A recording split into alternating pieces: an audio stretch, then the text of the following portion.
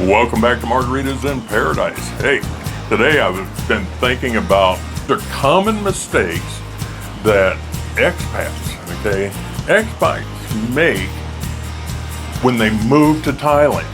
And this will keep you out of trouble. Do you want to be in trouble? But it's things to think about, okay?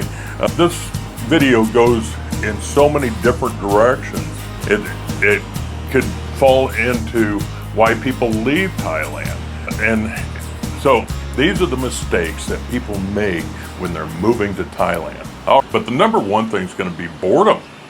Believe it or not, how can you get bored here? I don't know. But people do.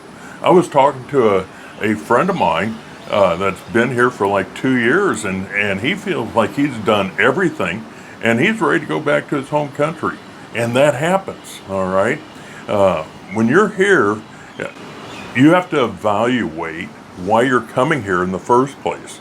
And eventually you're going to find out that maybe the things that you love about Thailand may become boring to you, okay? Because you just keep doing it over and over again. So you definitely need to have you have to have a routine in your life, all right? I mean, if you enjoy fitness, for instance, stay physically fit. If you enjoy going out to dinner with your friends and that type of stuff, make plans. Have a date night, or a companion night, or things like that. If you have hobbies, let's say that you're into fitness or walking, that type of stuff. You may be a swimmer, maybe a golfer, okay? And you need to take part in those hobbies that you enjoy. I mean, there's so many things to do here. I talked about this in another video. You can go horseback riding here. You can take up polo here. They have this racing track and go-karts all the way up to bigger cars that you can race here. There's bowling. There's pickleball. Okay, there's tennis, there's rugby, so sports-wise, there's all these things. If you're into clubs or fraternity type organizations, I don't know if anybody out there is a traveling man or not, but I am. Okay, and we have a lodge here in Pattaya. There's other things to do, like for U.S. veterans, we have VFW here, and we have an American Legion as well. There's several posts all over Thailand, but there's other things too, and other countries have their own type of organizations. But if you're into, like, let's say Rotary, if you're into business, and there's a Rotary Club here, there's a Lions Club, and I'm sure there's a bunch of other stuff that I just don't know about. But in all honesty, I don't have time to do those things, okay? I do the certain things that I'm interested in, and, besides anymore, I'm meeting you. When you come into town, people are calling me up left and right, and I'm having a good time. I really enjoy meeting you. The one thing that you absolutely have to do is contact me, okay? margaritasinparadise@gmail.com. Send me a message. We'll do something if I'm around or if I'm available. You know how that goes. So, but there's all kinds of things to do here. Do not let boredom get the best of you. All right, don't do it. So that is the number one mistake, okay, that I think that affects most people. Now, here's a close second here. I mean, really, it's a close second. Okay. Have you subscribed yet? All right. I'll tell you what, I'm trying to bump up those my subscriptions. It doesn't cost you anything. It's free. All right. Give me a big thumbs up. Hit that subscribe button. There's that bell off the side there. Click on that. If you hit all, you'll get all the new videos that are coming out. You'll get notifications for anything that's developing on Margaritas in Paradise. Okay. You can't come here broke.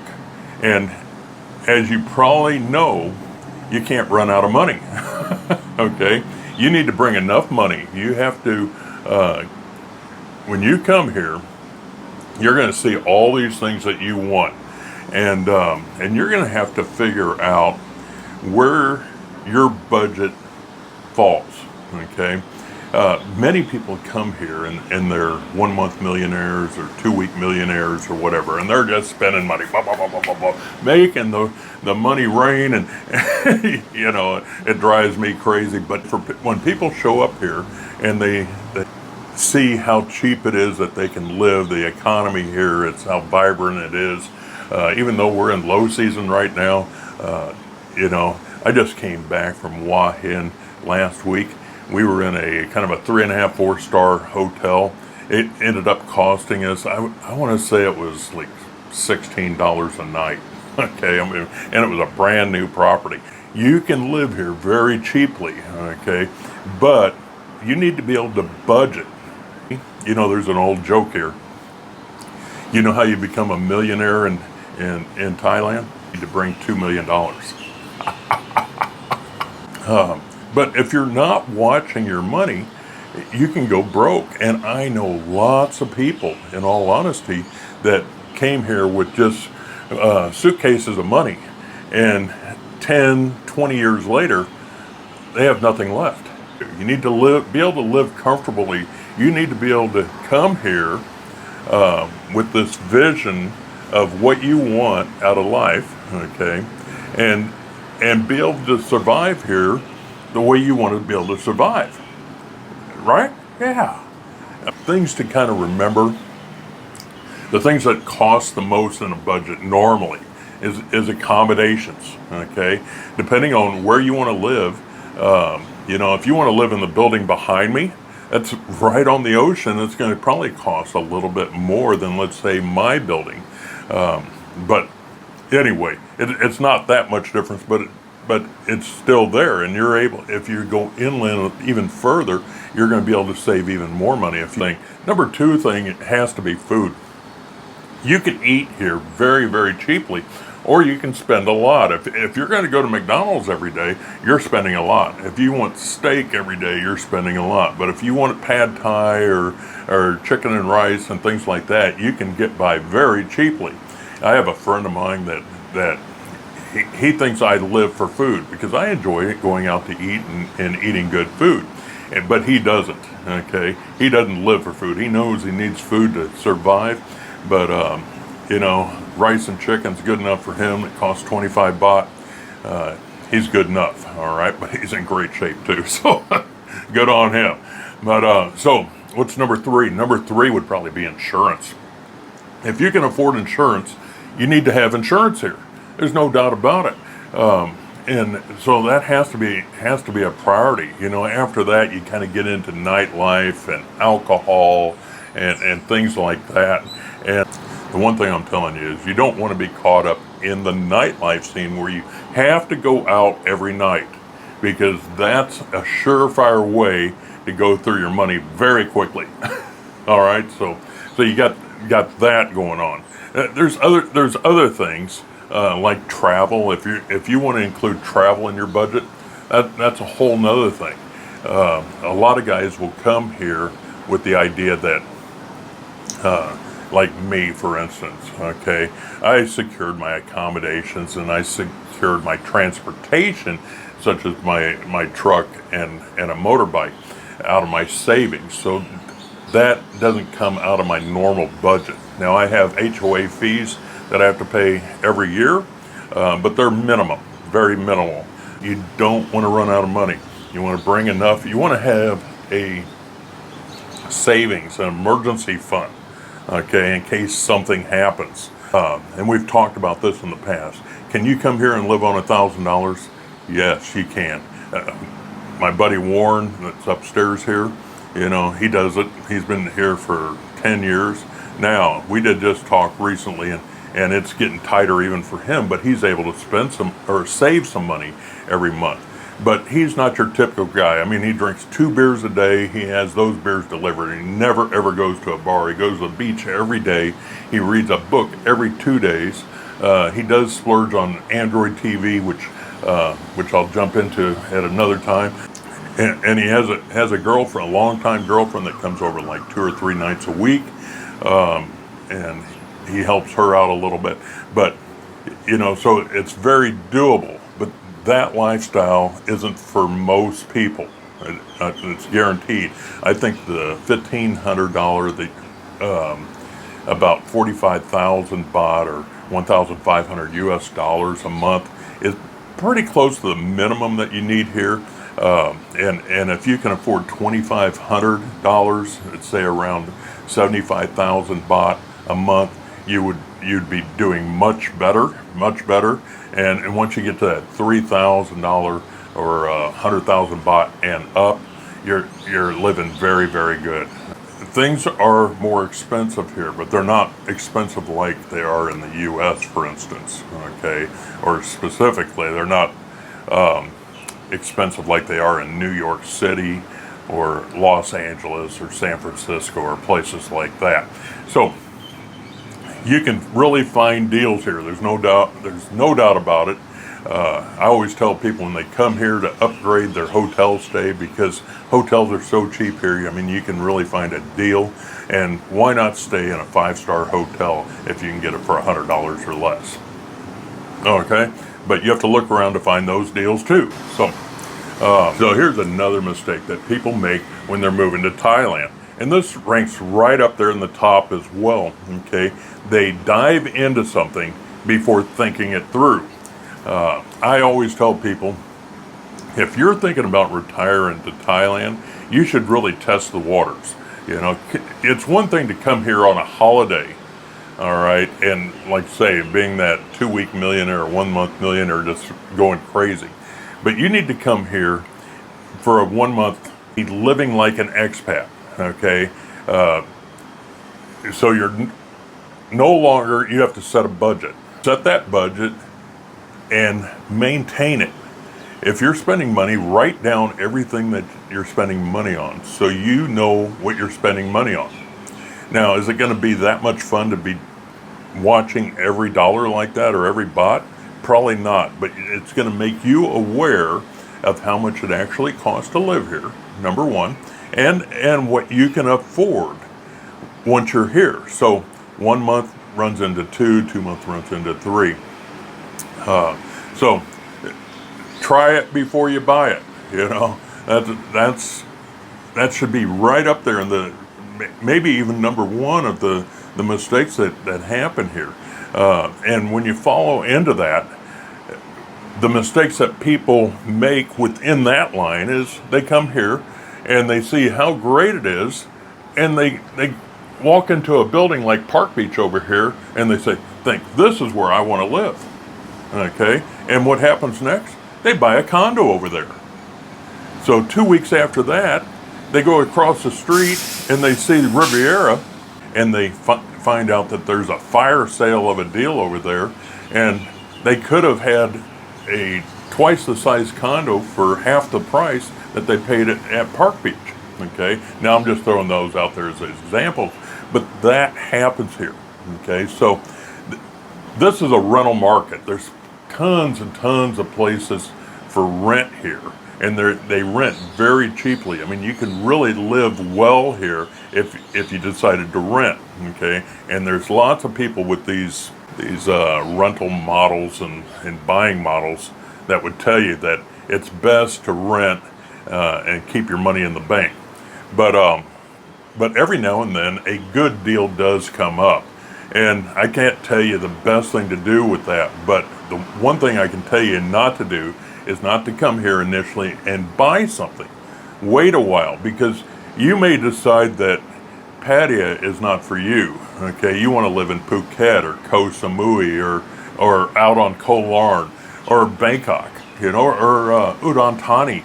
Leave the doors open that you can expand, that you can adapt to new surroundings.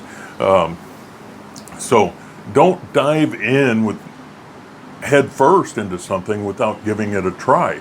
And that goes directly into, let's say, a 1-year lease. I tell people all the time, everybody wants to secure a 1-year lease on their property.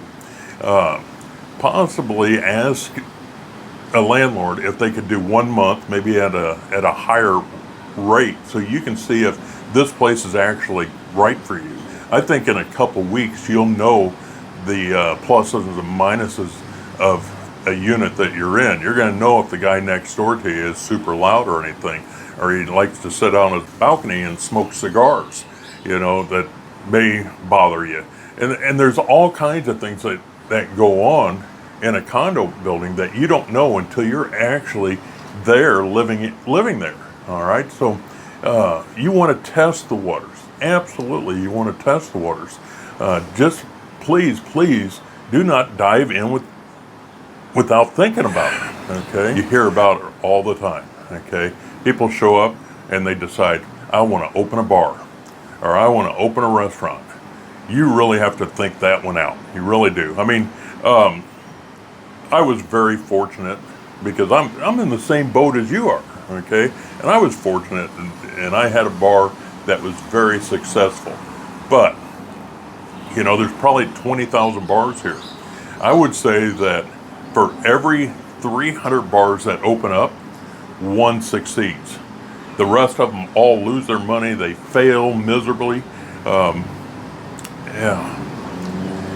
Really have a business plan, a business model in place, and don't think that because you've been living in the bar for the last 20 years that you can operate a bar, or you're going to have the means to acquire staff or things like that for your bar, because there's lots of bars that open up with nobody in there working. Okay, and when you don't have anybody in there working, you don't have customers in there buying. It's amazing. Right, so I just saw a place the other day. They had 39 baht bottled beer. Okay, well, bottled beer costs 47 baht for the cheapest bottled beer you can get. So they're losing money right there. And we have a lot of cheap Charlies in this town. There's no doubt about it. They're going to those places, drinking the heck out of that 39 baht beer. Places have to make money some way, but most places don't make money. That's fact. Most places. Another big problem is people ignoring Thai laws. Okay, do you want to end up in the Bangkok Hilton? If you don't know what the Bangkok Hilton is, then you need to look it up, Google it. You don't want to do any type of illegal drugs here at all. I mean, Thailand takes their drug laws very, very serious, and stay away from drugs. You don't need a weapon here. Okay, the guys that are worried about in their home country that they carry a gun or a pepper spray or knives or whatever else, we don't do that here. Okay, because we don't have the problems that you have. It's a rather safe country. The people that are out looking for problems find problems. There's no doubt about that. But generally, this is a very safe country, and we just don't have those issues in general. If you decide to drive, for instance, and you don't wear a motorcycle helmet, what's wrong with you? That's what I have to say. What is wrong with you? It is the law in Thailand to wear a motorcycle helmet. Put a freaking helmet on. Come on. Because at police checkpoints, they're going to pull you over and they're going to fine you if you don't have a helmet on. And I don't care. I don't care if you're hot. I don't care if it's going to mess up your hair. I don't. Just put on a freaking helmet. Get you a helmet that's breathable or whatever. If you can't wear a helmet, don't ride a motorbike. It's like driving the wrong way in traffic or driving on the wrong side of the road. In the U.S., we drive on the right-hand side of the road. In Thailand, we drive on the left-hand side of the road. These are major mistakes that people do that get themselves in a lot of trouble. You don't want to be hurt here. You don't want to be in an air ambulance having to go back to your home country and, costing you a small fortune.